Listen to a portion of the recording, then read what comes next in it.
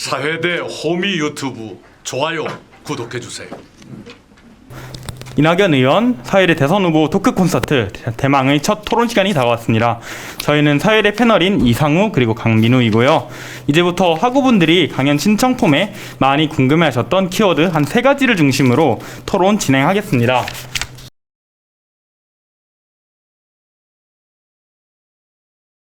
개인이건 법인이건 대한민국 토지의 거의 대부분이 소수의 사람들에게 독과점되고 있다, 이런 뜻입니다. 그런 경향이 갈수록 강해집니다. 이렇게 돼서는 토지에 의한 자산소득의 격차가 고착화되고 확대되는 이런 현상을 막을 길이 없습니다. 그렇게 되면 대한민국은 세습자본주의로 갑니다. 그런 현상을 막자, 여기에 토지공개념 3법을 입법하려는 근본 취지가 있습니다.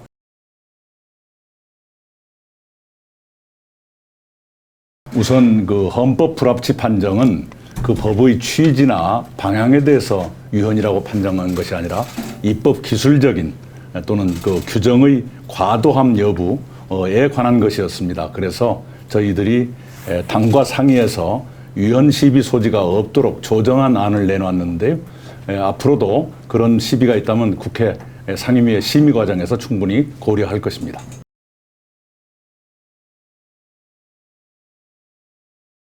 우선 공직사회의 비리는 지속적으로 경각심을 가지고 감시하고 처벌해야 됩니다. 그것이 조금만 느슨해지거나 한눈 팔게 되면 반드시 어떤 것이 나타나게 돼 있는 것이 하나의 특징이죠. 그런 점에서 LH건 또는 다른 기관이건 간에 공직자들의 비리는 계속 이렇게 감시, 관찰, 처벌하는 그런 상시기구를 둘 필요가 있다, 이렇게 생각하고요. LH 문제는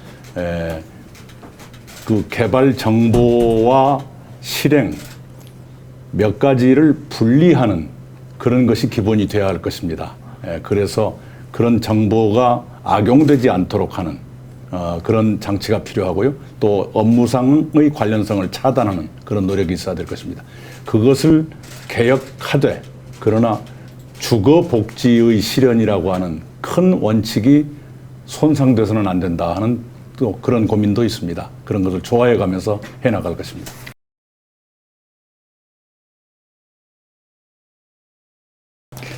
우선은 공공기관이 그런 주택을 공급할 때는 공공기관의 이익을 생각하면서 할 것이 아니라 문자 그대로 공공성을 강화하는 그런 점에서 때로는 이익을 희생해 가면서라도 그런 활동을 해야 한다, 이렇게 믿고 있고요. 특히 청년들 주택의 주변의 민간주택보다 더 비싸다는 것은 있어서는 안 되는 일이죠.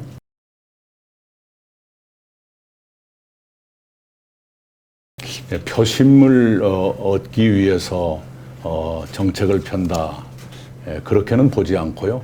젠더 문제에 대한 조심스러운 해결에 접근하기 위해서, 그리고 공정성을 재정립하기 위해서 정책을 펴나가는 것이 필요하겠죠.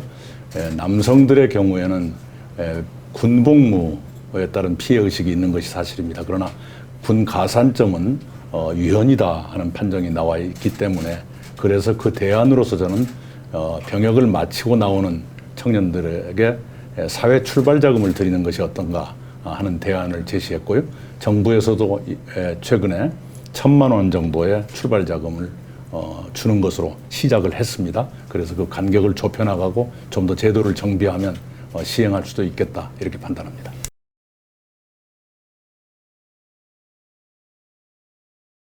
문재인 대통령의 공약은 병장 월급을 최저임금의 50% 수준까지 올리겠다라는 것이었는데, 올해 지금 현재의 수준은 33%입니다. 대통령의 공약을 이행한다고 하더라도 더 인상할 여지가 있다는 뜻이죠. 그리고 이제 내일 준비적금이 두 계좌까지 넣을 수 있게 돼 있는데, 그것을 한도액이 있죠. 40만 원이든가요. 그걸 좀 더 올리는 방법, 그러니까 월급을 올리고 적금에 불입하는 금액도 올리고, 이런 방법이 있을 수 있습니다. 그 다음에 그 내일 준비적금에 얹어드리는 금리가 금년부터 5%에서 6%로 올라갔습니다.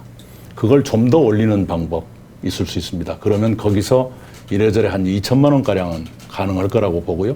거기에 이제 특별한 지원이나 이런 것으로 더 보태드리면 3천만 원 만드는 건 어렵지 않을 것이다 이렇게 생각합니다.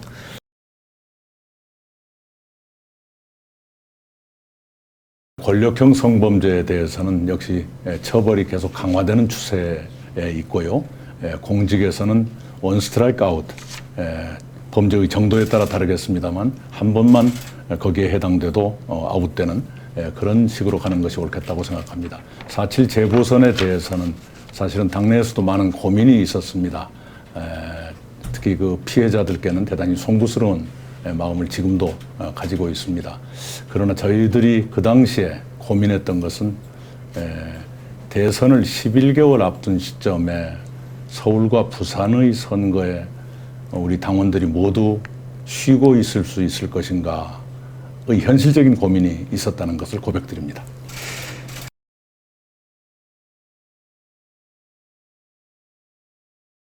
개인적으로 종교와의 갈등, 그보다 더 중요한 것이 있습니다. 그 문제에 대해서 우리 사회가 어떻게 좀 더 많은 합의를 이루고 그것을 수용하게 할 것인가, 그것이 굉장히 중요한 문제인데요. 그것을 위해서는 국회 내에서 최대한 협력해서 노력해서 합의 처리가 되도록 하는 것이 선결 과제다 이렇게 생각합니다.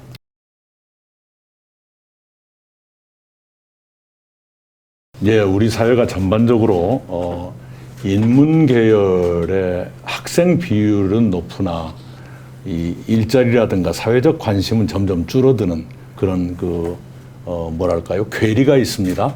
그래서 우리 사회가 인문에 대한 관심을 높이고 여러 분야에서 인문학적인 고려 이런 것들을 일정 부분 가미하는 그런 식으로 가는 것이 좋겠다. 인문학계만의 일자리를 따로 늘리겠다라기보다는 아까 여러 가지 제가 지금 말씀 주신 것이 제가 5대 성장 전략으로 발표한 것 중에 1번 기술 성장에 관한 말씀을 주셨는데요. 거기에는 당연히 우리가 해야죠. 그런데 그거 아닌 분야가 대단히 많죠. 거기에 대해서 인문학적인 소양을 가진 그런 분들이 활동할 수 있는 공간을 많이 만들겠다. 좀 앞으로 계획을 다듬어 보겠습니다.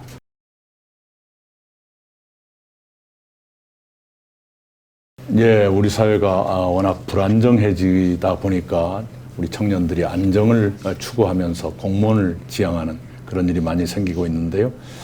일정 부분은 불가피하다고 보지만 그러나 너무 많은 쏠림은 사회적으로도 바람직하지 않고 저희가 정치하는 사람 입장에서는 굉장히 안타까운 일이라고 생각합니다.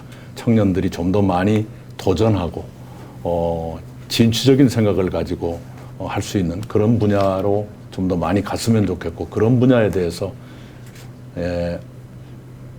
때로는 좌절도 있겠지만 좌절에도 다시 일어설 수 있는 지원책을 각 단계별로 많이 장만을 해서 그런 분야에 청년들이 보다 많이 도전할 수 있도록 하고 싶습니다.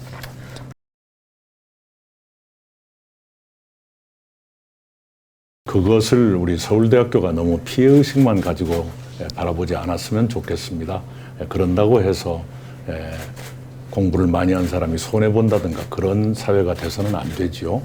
그러나 우리 사회가 워낙 학벌 사회로 달린다거나 또는 수도권과 비수도권의 격차가 커진다거나 이런 현상을 어떻게든 개선해야 하기 때문에 그런 문제에 대해서 서울대학은 어떤 기여를 할 것인가 고민하는 것도 필요하다고 생각합니다.